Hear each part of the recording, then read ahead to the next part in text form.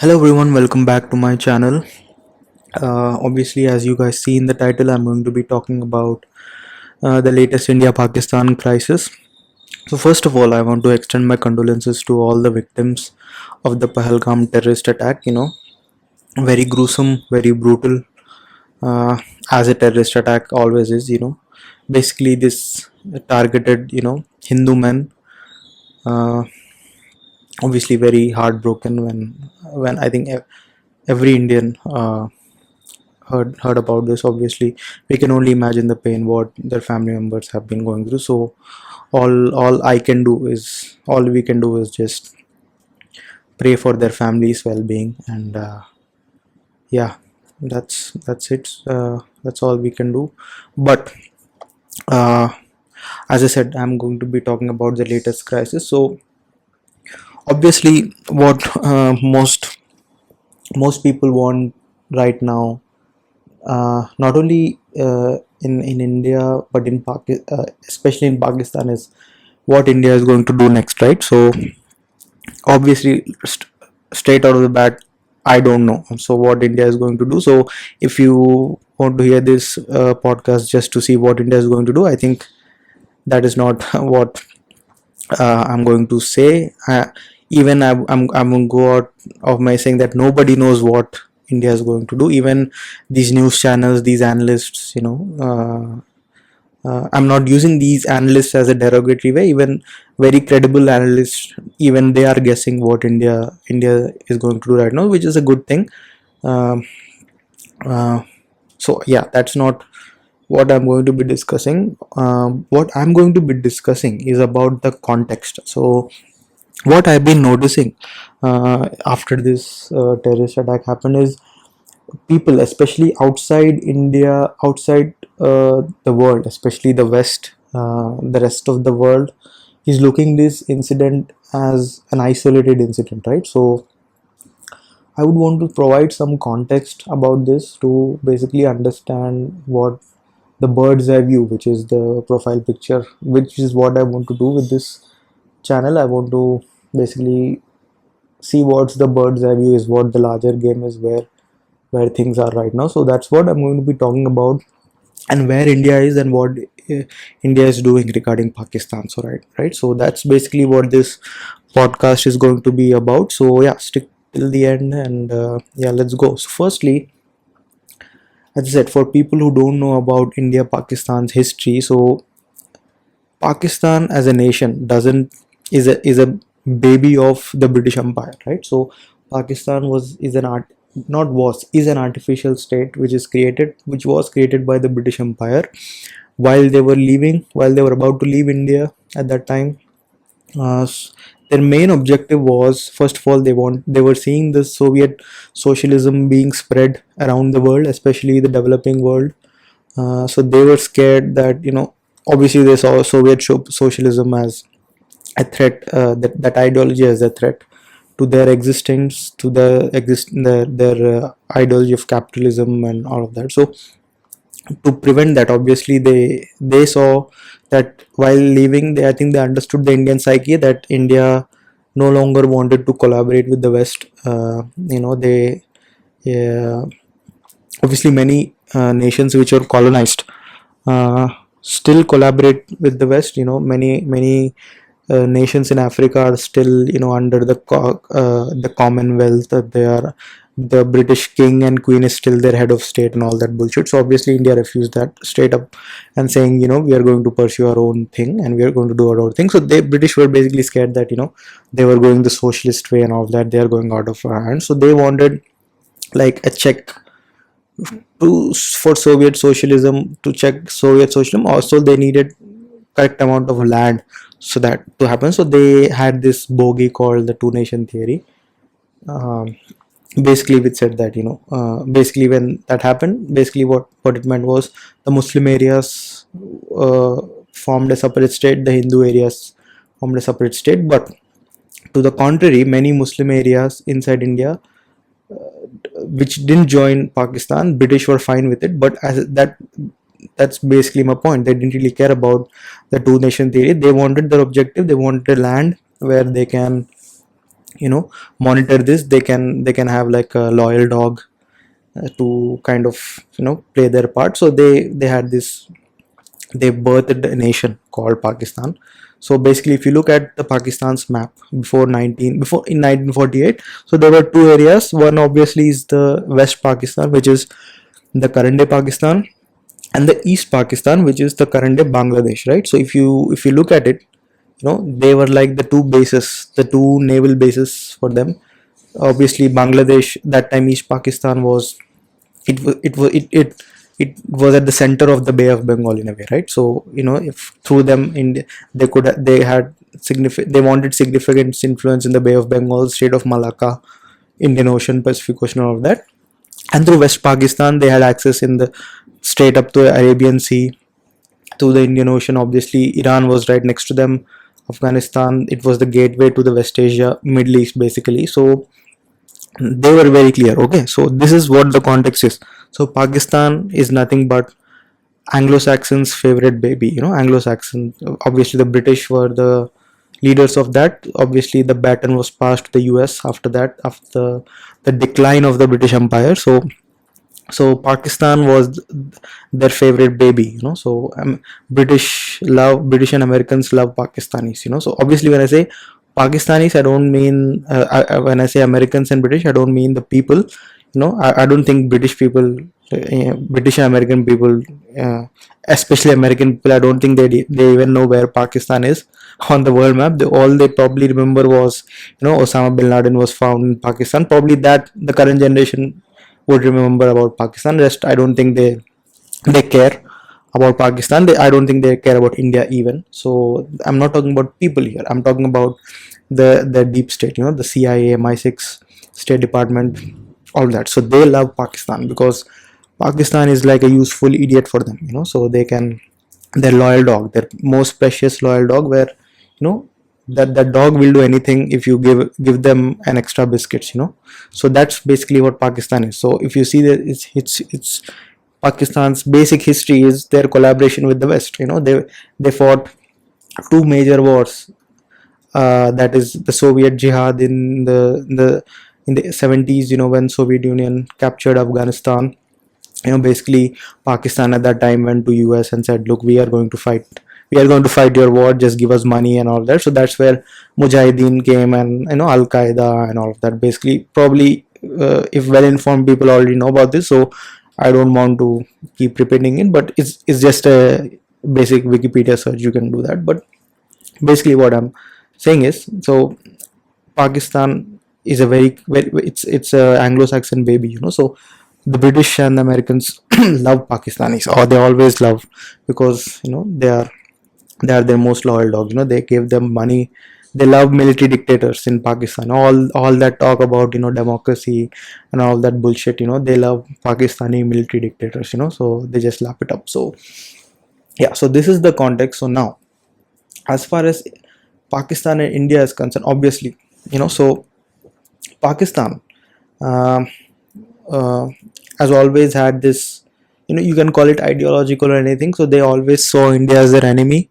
You can, as I said, you can call it ideological also, because they wanted to rule India again. They have this ideology that Mughals and Turks will rule again in the form of them. So that's their ideology. So they always saw India as their enemy. They wanted to destroy India at every point of time. So they waged in war against India in 1948, in 65, in 71, 1999. Every single time, they always waged war on us. So as I said, British and the US, kind of tactically supported them, because as I said, India was not their friend at that time.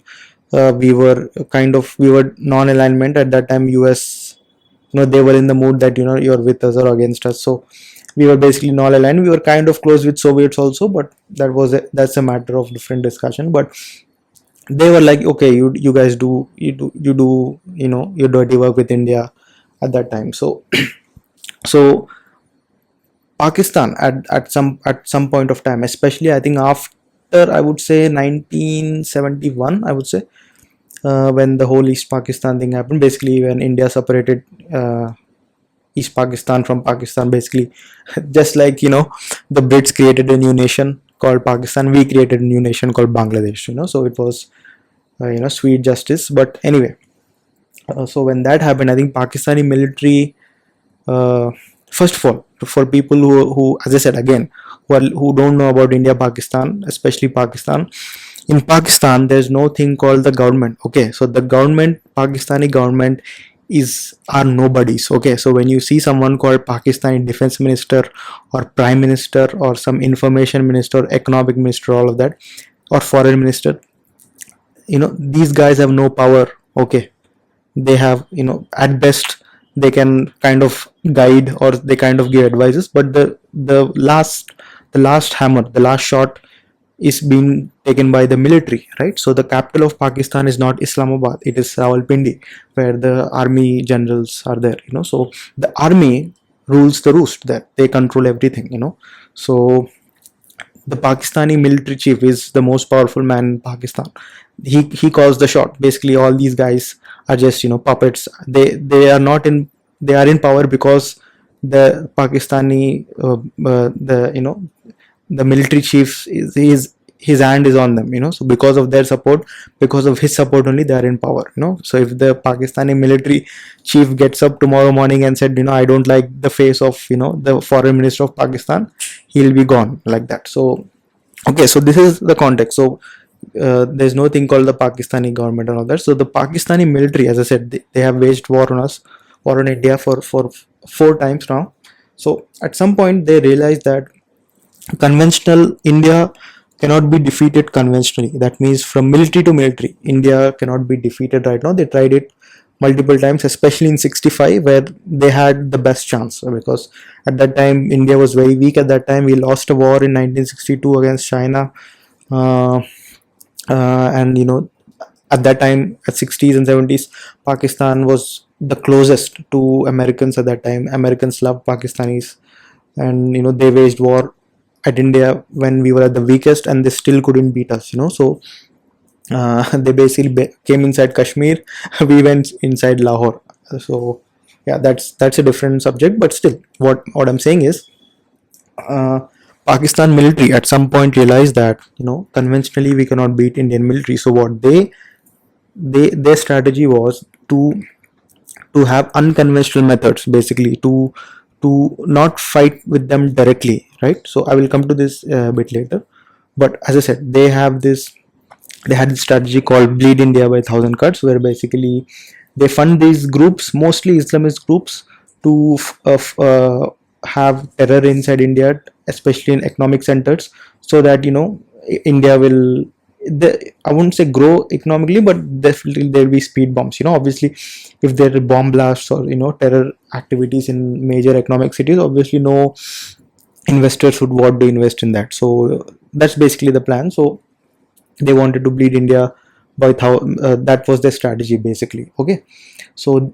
this is the context that I think many people are missing right now, because I see these news interviews right after the terrorist attack. I see Sky News, BBC. They, as I said, they're looking at it in isolation. They're just looking at it as an incident, but this has a history, like 75 years history, that I think many people are missing. So this is what I would want in this podcast, at least in this segment, I would like to cover. So this is kind of a short history, right? So as I said, Pakistan, British creation, baby of Britain, later America, right? Pakistani military always sees India as its enemy, ideological enemy. So they wanted to destroy India. They waged war on us, but they couldn't defeat India conventionally. So they have this new strategy called the unconventional strategy, where they fund these jihadi groups, mostly Islamist groups, to have these terror activities in India, and they basically can deny that when India points finger at them, they basically deny that, look, these are nobodies, we don't know who did that. So that's what their strategy. Okay, so this is what India is. The position of India, I'm going to give you in like a scenario. Okay, so let's say you are a person standing. Okay, there's a dog beside you. Okay, there's a wild dog beside you. That dog is crazy about hurting you. All it thinks about morning, day, and night is to kill you. Okay, it wants to bite you, it wants to scratch you, it wants to snap you and all of that. All it thinks about that. But here's the catch: the dog is uh, not powerful enough independently. Like, its teeth have fallen off. Its claws are weak. It's very weak right now. So basically, it's if you look at it, it's not really not a threat, but it still has its mindset. The dog is still, even though it's not powerful, they are still thinking about destroying you, right? Okay, so this is one scenario. The second one is, obviously, as I said, you are a person, there's a wild dog beside you who's crazy about killing you, but the catch is they are not that powerful. Okay, now an external person comes, okay, and he sees this, and he doesn't like you. Okay, he wants to hurt you, so obviously he doesn't want to do it directly. So he sees this dog, and he sees that this dog is wants to, all it thinks about is hurting India. All that dog needs is some resources, right? It needs some, probably a new pair of teeth, a new pair of claws, or something like that. So that person gives that the dog. Okay, now the dog starts, now that dog is a danger for you. Okay, so now this is the scenario. Okay, so you have this dog, this wild dog, which is basically weak. Okay, but all it thinks about is killing you. Okay, but it's not a threat. But you have these people who don't really like you. Okay, who wants to see you down, who wants to pull you down. They see this dog as like a golden goose. Okay, they think, okay, let's not fight with this guy directly, let's just arm this dog, just fund this dog, and let the show happen. Okay, so this is where, this is the strategic conundrum of India. Okay, this person, what I'm talking about is India. Basically, the dog is Pakistan. The people who want to, uh, they basically are funding the dogs, basically are adversaries of India, who don't want India to grow and all of that. Mostly is, it's the US, the Anglo-Saxon, and the China. Okay, so as I said, this is a very generalized statement, but this is basically what it is. So now, now this is the scenario I put forward. Okay, so now let's use case this. Okay, what are you going to do? Okay, so now there are two things what you can do. Okay, the first thing is you go after the people who are funding the dog. Okay, who are giving the dog a new pair of teeth, a new pair of claws, because the dog is useless without these guys. So you go after the people, you fight with them directly, you do this, you do that. Okay, that's one strategy. But the problem with the strategy is, how many people are you going to fight? Okay, so if you kill one guy, some other guy will come. If you kill another guy, another guy will come. So how many, you just keep fighting forever. So because obviously, as you keep going, obviously you'll make more enemies, people want to see you down. So how many are you going to fight, right? So that's the first scenario. The second basic scenario is, you just go after the dog directly. So just pump it up, kill it. That's the second scenario. But as I said, there's a catch here again. That even though the dog is weak, it still has its old claws, it still has its teeth, weak teeth, but still they are teeth, and they can hurt you. Although you can take that damage, you are strong enough to take that damage, but still it is damage. Okay, so these are the two scenarios. Either you go after the people or you go after the dog. Okay, so this is the strategic conundrum of India regarding Pakistan is. Okay, so our strategic conundrum is very simple. Do we go after the people who are supporting Pakistan, who are close with Pakistan, directly or indirectly? By supporting Pakistan, they are harming India. Do we go after them, or do we directly go after Pakistan? And we have some war wounds. We have, obviously we will have some wounds. We will take that. We'll bite that. We will swallow that. But at least the problem will be sorted. This is the strategic conundrum of India, right? So now this is the scenario. Now what did India do to solve this problem? Okay, as I said, there are two scenarios. Okay, for normal people, there are two scenarios. You either go after the people, or after the guys who are funding the dog, or you go after the dog. Now India's strategic system, I would say, is a bit out of the box smart thinking. So what we did basically is, first of all, we went after the guys by befriending them. Okay, we didn't go after the guys, we didn't kill the guys. We just went to the guys, hey, why are you funding the dog? We can just be friends. You want as I said, many people who unintentionally don't want to hurt you, but they still have some thing with the dog, so they just keep funding. So we just said, hey, look, you can be friends with us.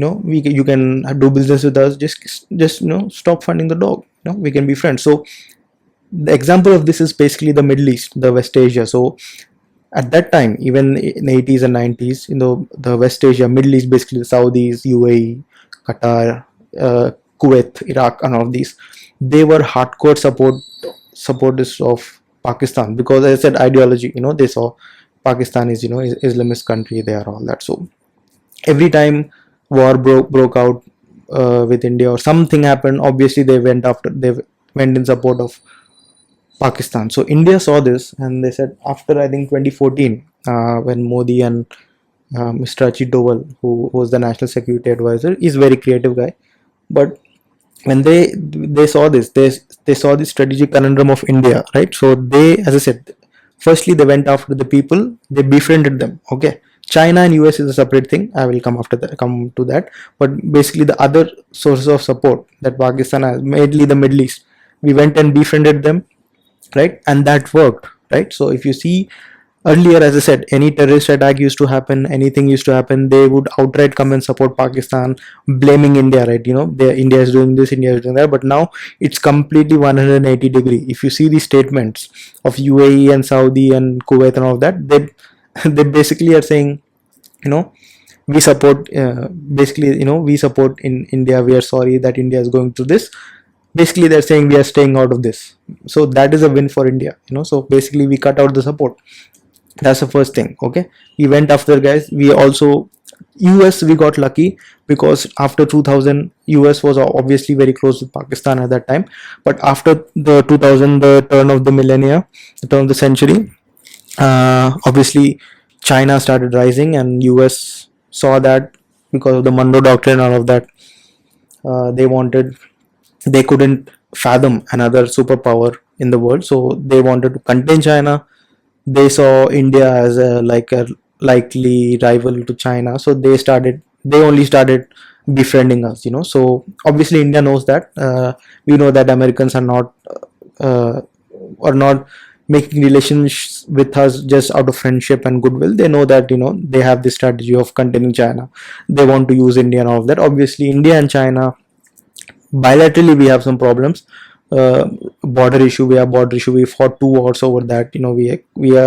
We had a big standoff. I think we are still in a standoff with China, so we have bilateral problems. But I think we are very clear, our strategic community is very clear that whatever problems we have with China, we'll deal with that.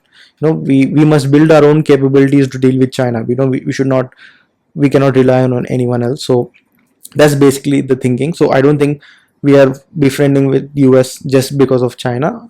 But as I said, we are taking advantage of the situation because we understand that the world is going through a great churn, so it's rebalancing. So we are taking advantage of the current Cold War between US and China. So again, that's a topic for separate day. But as I said, we handled the US. We got a bit lucky because China's rise. China obviously is the main threat because they see, because they have clear aspirations of being great power, and they don't want a rival power in their very own neighbor. So obviously they don't, as the Chinese have very famous saying, they cannot be two tigers in one top mountain. So they see India as a threat, so they see Pakistan as like a counterbalance to India. So this is the scenario. Okay, so now what, as I said, the first thing India did was to go and befriend the guys who were supporting arming the dog.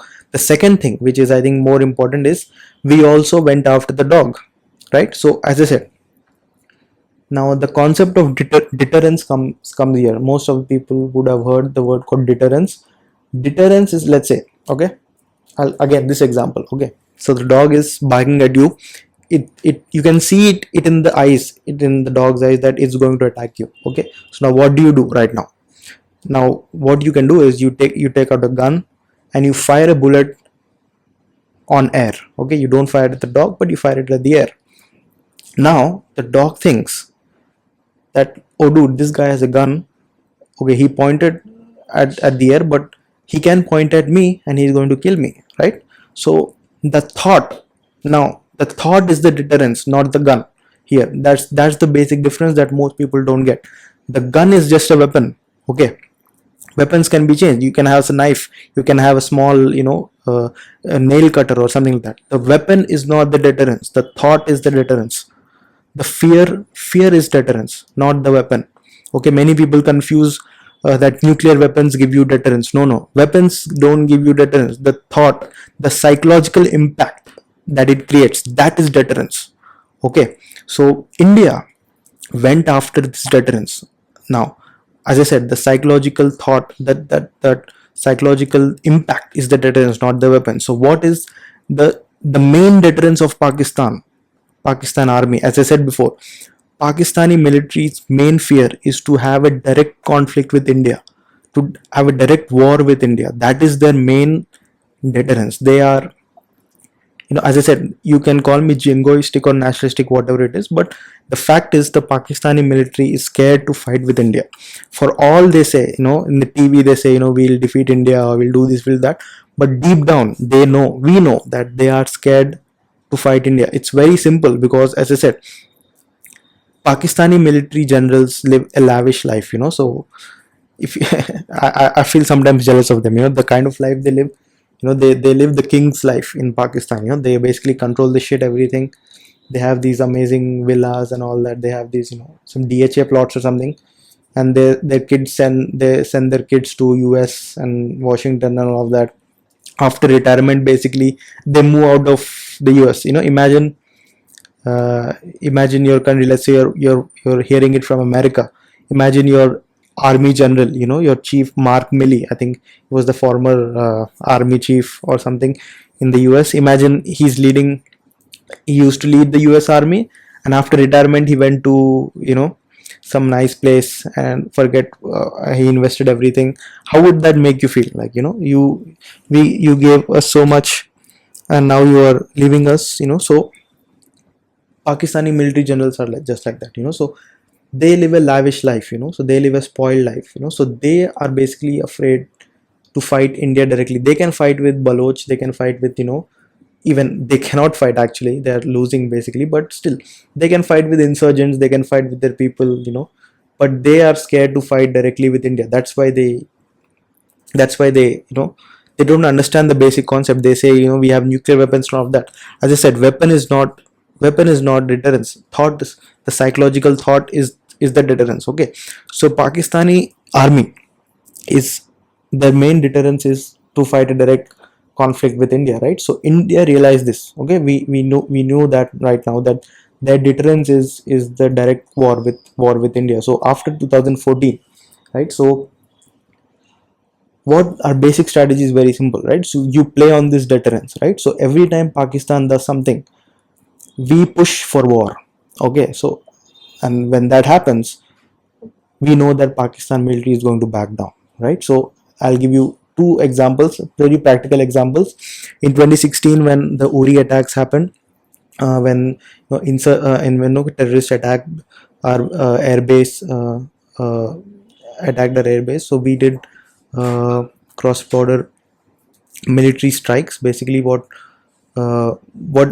happened is, terrorists attacked our airbase and all of that, and in response, and basically the same script, they terrorists attacked us. It was supported by their intelligence agency, and when we told the world that, look, these guys are doing this, and Pakistan military is like, no, we don't know who these guys are, it's your internal problem, please solve it. The same script. So what India did is, we announced that we did cross-border military strikes inside Pakistan. Basically, our special forces guys went inside Pakistan, killed the militants, and came back. Now we announced that. The word is very important. Announced. We announced. Okay, these kind of operations happen always, where our guys go inside, cross the LOC, do some things, and come back. So these operations always happen. But the reason why we announced is, we put pressure on Pakistani military to retaliate, basically. Okay. Now, when Pakistani military will think of retaliation, obviously they will think of counter retaliation, and this will lead to retaliation from both sides, and this will basically push closer to war, which is exactly what they fear.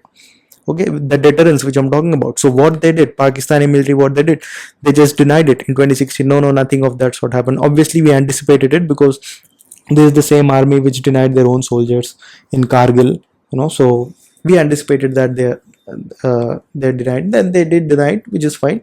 But as I said, their military knows it, that actually Indian army actually came inside, right? So that's the first thing that happened in 2019 when the Pulwama attack happened. Okay, when 40 of our CRPF soldiers got killed by in a terrorist attack.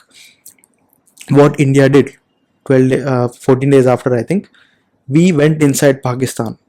Our aircrafts, our fighter jets went inside, crossed the LOC, crossed the international border, went inside Pakistan, and came back. We bombed the Jabba top, and we came back. Okay. Now the technical thing. Now a lot of debate. I would say, if you look at Wikipedia pages and all this, obviously you see many things. Pakistanis say, this is not successful and all of that. The operation is not successful, but actually, they, to credit the Indian Air Force, they did show a very clear satellite image of holes in on top of the Jabba top, where you can see holes on top of that. So as I said, the technical details are fine. Obviously, the next day they retaliated and all that. I'll come to that later. Okay, so that thing happened. The next day, Pakistan, obviously Pakistan military cannot deny it now, because it's out in the open right now.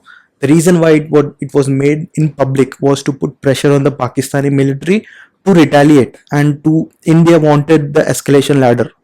Okay, we wanted to push India and Pakistan just closer to war, to play on that psychological deterrence. Okay, we know that Pakistani military it doesn't really want to fight conventional war with India. We know that is our deterrence, right? So we are pushing for that. We are playing the psychological game, right? So we forced the Pakistanis to retaliate, which exactly they did. Then the very next day, these guys, they didn't even plan it properly. They just came near our LOC. They fired some missiles. They didn't. I don't think they even crossed the LOC. They just fired it, and it landed on some area. And our guy Abhinandan, wing commander Abhinandan Vartaman, flew. He was chasing some F-16 at that time, and he was shot down. He shot down an F-16. Again, the technical details. Many people say no, he didn't shoot an F-16 and all of that. But again, to credit to the Air Force, Indian Air Force, they did show like a radar image that the blip of F-16 was vanished just after he was shot down. So again, the Pakistani military at that time said that we caught two guys at that time, but later they said no, only one guy was caught. So who was that second guy? So this was all, I guess, these are all technical details. It is still debatable and all of that, but that's not the point. What India wants was to increase the escalation ladder, right? So now listen to this. So now the Pakistani military caught our commander, the Indian Air Force commander.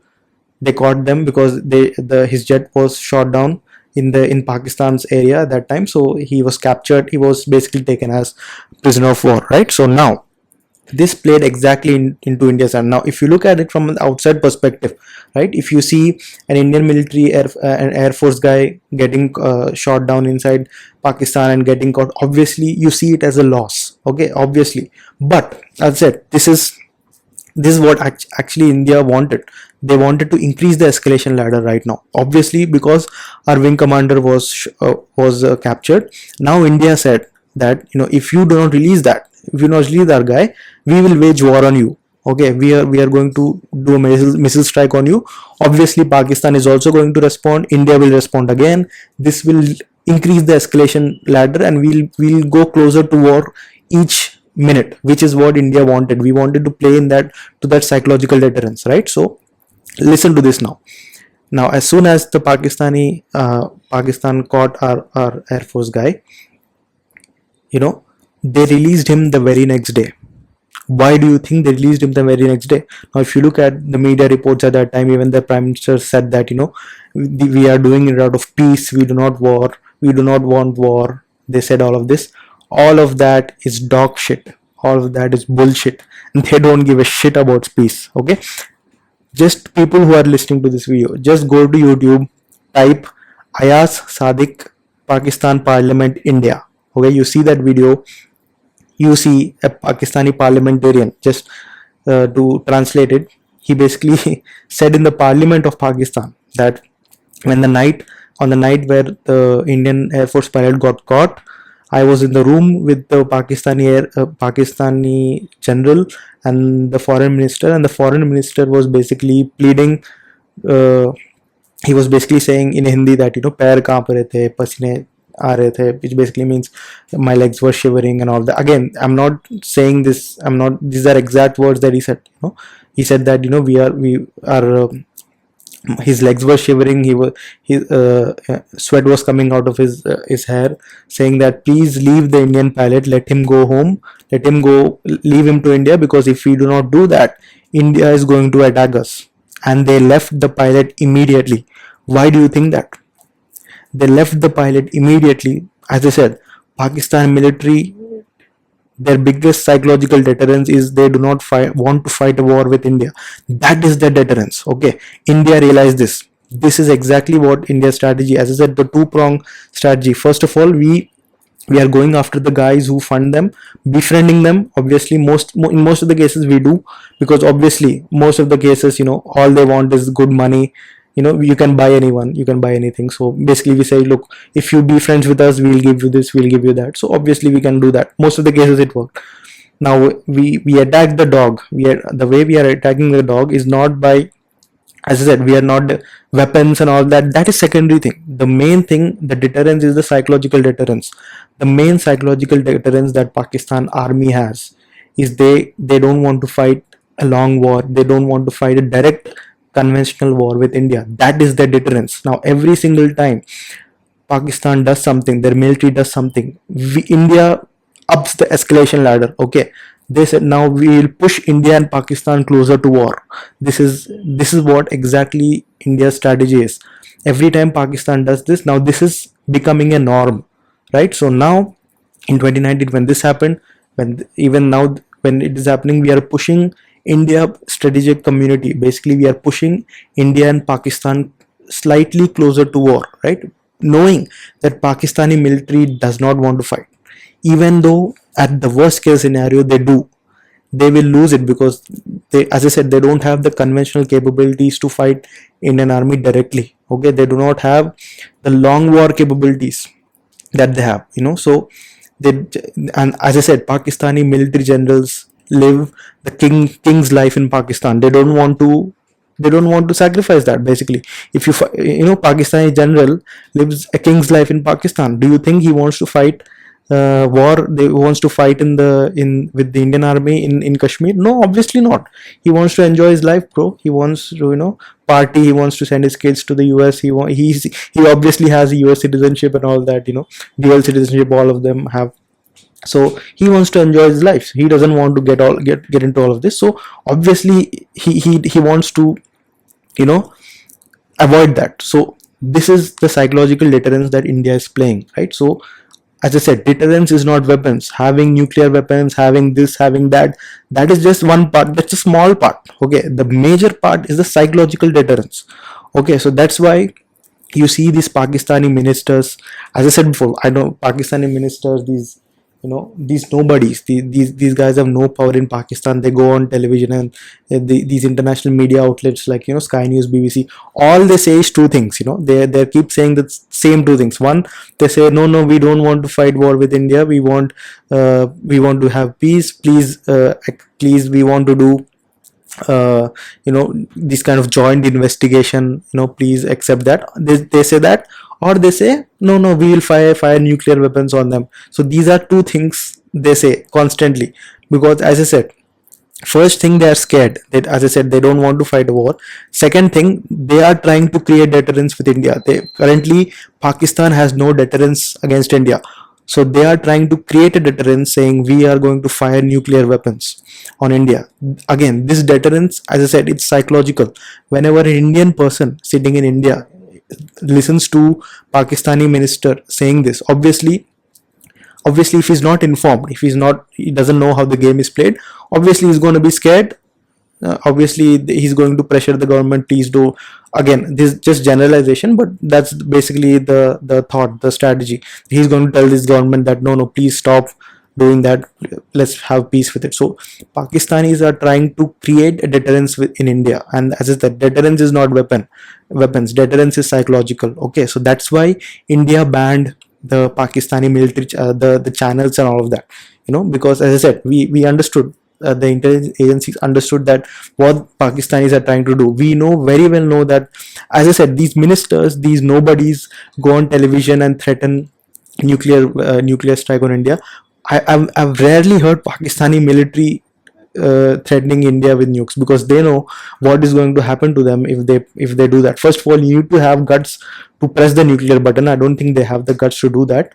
But as I said, they know deep down that if they take the nuclear option with India, they know what India is going to do to them, because India is also a nuclear power. So again, I see these Pakistani ministers, these nobodies, going on television saying, we are going to nuke strike on India. All that is bullshit. All that is dog shit. I don't think they have the guts to that. So yeah, this is the context that I wanted to speak about. Obviously, as I said at the beginning, everyone is kind of guessing what India is going to do next. As I said, if you see the pattern, India is going to escalate, the escalation ladder here. They are pushing India and Pakistan just closer to war, preparing for worst case scenario, right? So we are playing Pakistan psychologically, right? So we bought 6 years of time. When 2019 happened, it was 6 years since a major attack happened. Obviously sporadic attacks happen in the military, but this was large scale, 26 or for innocent civilians got killed. So this, we have to again create deterrence for something again, if it will happen, or if something like this again happens. So at least we need to create more deterrence. So we are playing that psychological game, right? So that's why we suspended Indus Water Treaty and all of that, so yeah, that's what we are. I'm suspecting something big is going to happen again. As I said, every time India is increasing the escalation, so we'll see what is going to. The funniest thing is, we in India, we are guessing what the NSA, what the army, Air Force, Navy has them on mind, what Prime Minister has on his mind. Imagine the situation of Pakistanis, probably what they are thinking right now. So yeah, this is the situation. I'm suspecting, again, we can just do guesswork right now. So I'm guessing something, major land operation, probably, because Modi has said in his speech that we are going to also not spare the land. He said that the land which they are coming from, we are also not going to we are going to take care of that also. So maybe he's talking about POK, maybe talk about Gilgit Baltistan, maybe, we'll see. Again, this is just guesswork. It's anybody's guess right now, which is a good thing. This is exactly where we need to be. We just need to keep Pakistan guessing. We need to play that psychological game. Again, it's all just guesswork. So yeah, this is the kind of context, what I think it's been missing, especially for the global, outside India, outside Pakistan. Probably in India already, we already know what the game is about, but outside India, who are listening, especially from the West, I just wanted to make, if you're listening till now, first of all, thank you so much. Please do like and subscribe to this channel. So yeah, I just wanted to give you some kind of context. So yeah, that's the video. Yeah, please like and subscribe, and see you guys in the next video. Thank you.